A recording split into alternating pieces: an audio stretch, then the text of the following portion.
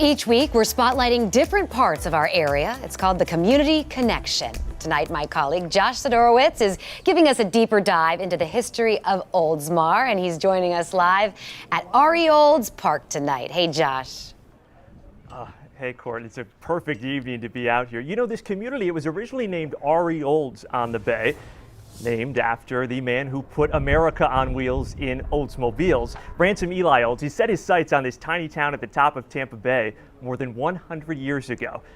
Might be a long way from the Motor City, but Oldsmar's connection to cars runs a lot deeper than most realize.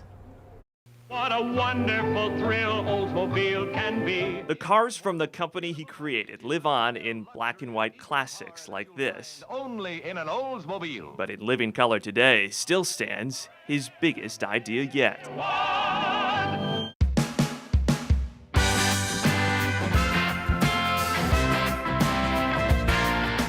Tucked into one of the few original buildings still standing in Oldsmar is the story of where it all started. Ransom Eli Olds bought 37,000 acres of land at the top of Tampa Bay in 1916. The man who created Oldsmobile wanted to create a community for the working class next. But his plans for a hotel and a train station in a town he envisioned for 100,000 people was a bust before it could really even begin. He couldn't understand why his little village wasn't coming around. I think it was at the wrong time. The construction of Tampa Bay's bridges, starting in the early 20s, diverted traffic away from the area. But it was the devastation caused by the hurricane of 1921 that likely sealed its fate, forcing Olds to give up on his dream just a decade after it began. I wish we had some way of showing him that he wasn't a failure, that eventually Oldsmar caught on.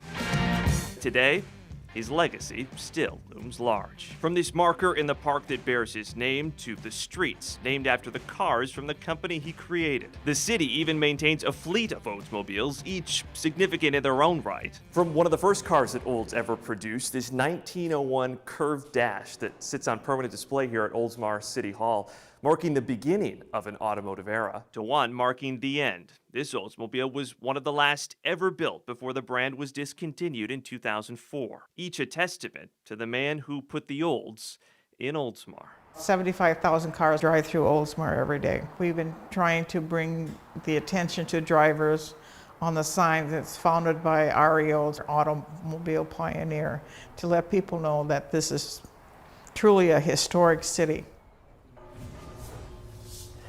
You know, and it's one thing to learn about Olds in the history books, right? It is an even wilder ride to hear it from someone who grew up calling Eli Olds great-granddad. I took a drive around Oldsmar with his great-grandson in a classic Oldsmobile, of course. We talked about a lot, but there was one thing he told me about his family and his connection to Oldsmar that I did not expect. We'll have that story for you. That's coming up at 5:30.